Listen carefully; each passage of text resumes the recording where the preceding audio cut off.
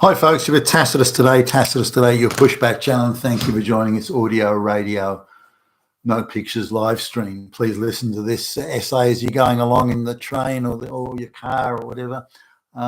In this essay, I'd like to talk about how the globalist propagandists and agitators sow social division. These are the same people that say the voting age should be lowered to 16 and all this sort of stuff. Now, what are the main messages that this globalist propaganda cabal pushes out? Well, they go to the brown and black peasants in the third world and they say, you know why you're poor? Is it because you didn't discover the wheel until, a few years ago, or that you've never discovered metallurgy or anything? The reason you're poor is because none of that. The reason you're poor is because the white people stole it all. That's why they're rich and you're poor. They stole it. That's why you're poor. So be envious, be jealous, be filled with hate, be filled with anger. That's what you want. Yeah, get that anger boiling up. Yeah, Whitey stole it from you. Fucking Dan Whitey, fucking Hitler. So then it's the same though with women. Why are you why aren't you as rich as men? Is it because you work less hours and pick lower paid jobs and you don't like accountability and you don't want to be you don't want to work in a pass and fail type environment? No, it's not, because it's patriarchy, misogyny, patriarchy, the wage gap. It's those men that did it to you. So you hate those men, jealousy, envy. Let's get back at those evil men because they're all fucking Hitler. So that's the story of that. LGBTQ. Why do you feel bad and why do you have so many mental health issues and this sort of thing? Is that because you've chosen difficult and dangerous lifestyle? No, it's because of those straight white fucking Nazi men. It's them that did it. You hate them because they did it to you, and so on and so forth. Now they're also doing the same thing with young people now, and I didn't realize this until I came across a website that where it's a younger person sort of hangout. The people who would be 18 to 25 or 16 to 25, what the age group is. But they seem to be, and you could tell there were professional agitators in there as well, stirring things up. But they had the view that why are our future prospects so bleak? Why can we not afford to buy a house? Why can we not afford to have children? Why is it not worth having a relationship, as in longer term relationship, or getting married? There's no point in us investing in the future because there is no future. We have no future. Well, why do you have no future? Well, the older people stole it all. Well, the older people stole it, but they're all fucking Nazis and they stole it from you. So they're the ones. It's their fault. They did it, not the politicians or the globalists or the financiers. No. It's your mum, your dad, your uncles. It's anyone who's old, anyone over the age of 50 or whatever. They are the ones. That generation, they stole it from you. They've stolen your future, stolen any chance you have in your future. So you hate them. You hate them because they're fucking Nazis. So anyway, why would you do that? Firstly, it's grossly untrue. All of it is. But why would the globalists be so heavily invested in their media flunkies and goons? Why would they be so heavily invested in creating this social discord and disharmony? Why would they want it so much? Now, it's all a pack of lies, but do they want to divert attention away from the way they have taken away, the globalists have taken away I mean, if you look, and I've mentioned this in many videos,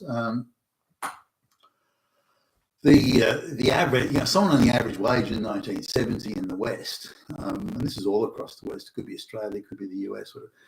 Someone on the average wage could afford to buy, this is working in a factory or something, could afford to buy a basic 3-bedroom, it would be basic, 3-bedroom house. It's got a carport and one toilet and one shower or something. That's it. The bedrooms are small. One of those small bedrooms will be shared by the 2 younger children, but you had 2.5 children and the dependent wife, and the guy on the factory wage could afford that. So you could buy a car, you could have a an annual driving holiday, up the coastal highway and all this sort of stuff. So this was the lifestyle that was possible on the average wage, the factory worker's wage in 1970. Now, the average wage today isn't enough to even rent a one-bedroom apartment. You just couldn't afford it on the average wage, and you certainly couldn't afford to run a vehicle or have any sort of a social life. You'd be struggling to get by just on a basic, simple, compact one-bedroom apartment. That would be it. So really, to have the equivalent lifestyle that an average wage would have in 1970, you'd need something in the order of 3.4 to 3.6 times the average wage today to have that same purchasing power and lifestyle that an average wage could get you back then. But even then, you couldn't do it. It would need to be more than that. So it gives you an idea of just how much the cost of living has changed. Now, is that the older generation that did that? Because there's a lot of young people saying those older people, they're just gatekeepers. They're just keeping their wealth. We should be able to take that from them, take that property, take their wealth, take their retirement savings, take their houses, and we should redistribute that because of social equity and because they stole our future, those fucking Nazis. Now, that's of course not true. The cost of living has gone up to a point, particularly in real estate, has gone up to a point where the average wage doesn't buy you shit, but the ability of the Western economies to produce well-paying jobs is also declining at a similar rate. So not only are you having fewer well-paying jobs, it's good, the cost of living's going, has gone up. And one that I've used, an example I've used many times is an apartment that was $20 to rent in 1975 is $490, $20 a week is $490 today. Now wages have over that time have gone up, depending on whose numbers you want to look at, between 9 and 11 times, but the rent has gone up by 25, 24 times. That gives you an idea as to the difference. So even if you have two people on an average income, they still don't have as much purchasing power as a person did on a single income back at the time.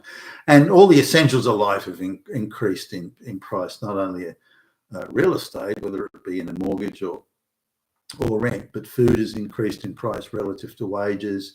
Energy has very much increased in price relative to wages, and so on. So, and where you can buy cheaper goods, they're arbitrary and discretionary consumer goods that you can, your lifestyle doesn't change by choosing not to buy them or not to acquire them. And in other cases, say you can buy cheaper clothes, they're made in China or wherever now.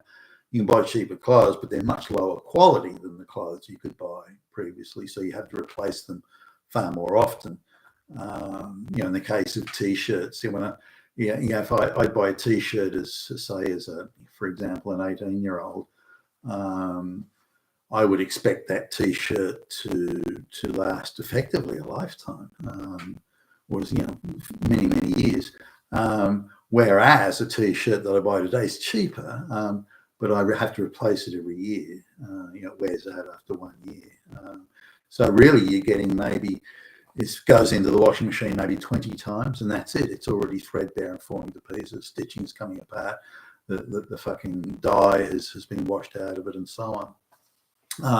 So it's a radically different landscape, but also there are other issues quite apart from the cost of living.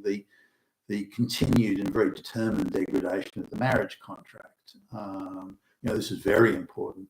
There's really almost no point for a higher income earning male to get married unless it's to a higher income earning female, or where she's her rich parents give her a whole shitload of money to start the relationship off, that sort of thing. So without that, a guy who's got children and the wife decides to leave, and could be that she wants to become a lesbian or she's bored or whatever, no reason, you can just decide.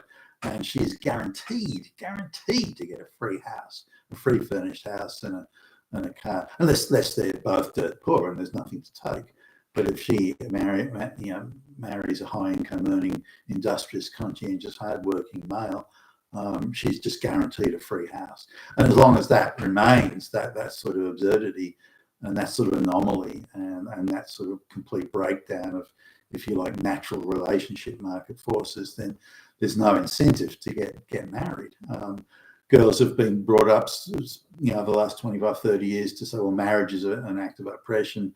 He's a rapist and a wife-bashing evil Nazi. Why would you want a relationship there?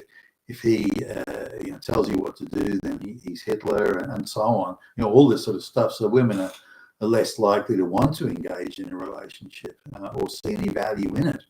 And men see it as high risk. So the hookup culture, and you've got over a third of young people that claim they've never been laid in their lives. A lot of the blame for this is put it to, well, they've got easy access to pornography, and that's why they don't have intimate relationships. Well, that is bullshit.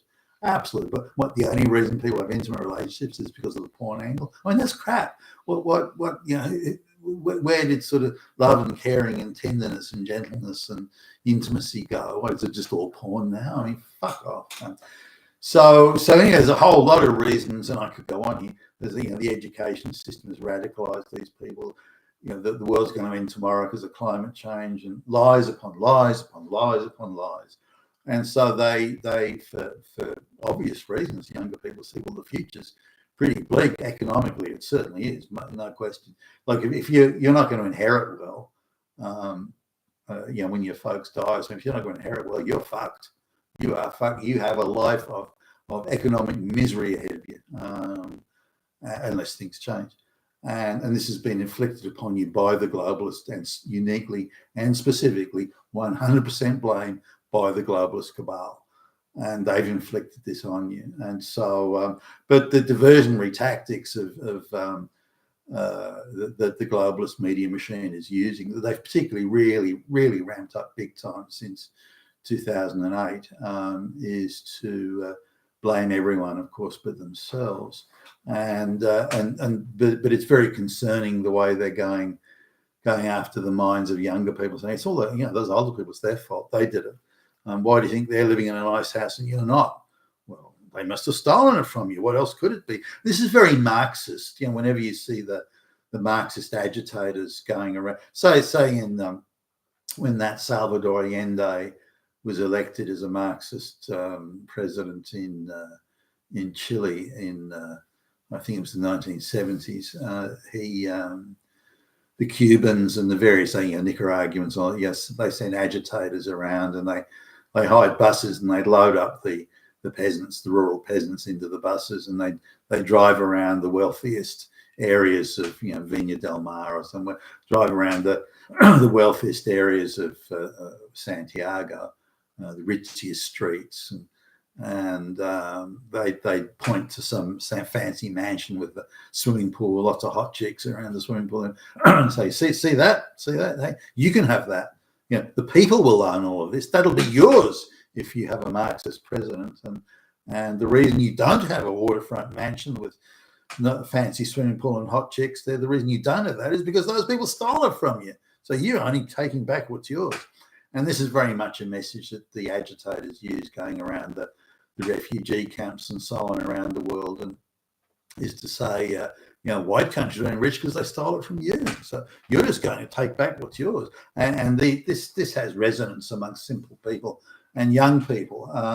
This division, though, between the generations, how far away are we from a situation where, if the globalists feel particularly threatened, they'll just say, well, let's just steal all the houses of the older people. Let's kill them. Let's put them into hostile type accommodation, and we'll just give how long before they force you to say you have to take people for free into your spare bedroom, and so on and so forth. You can already see the beginnings of this. But what it does is creating racial division, it's creating gender division, it's creating division by intergenerational division. It's all being whipped up and fostered by these agitators, and we really need to be cognizant of that. You've been with Tacitus today, your Pushback channel, and thank you for listening.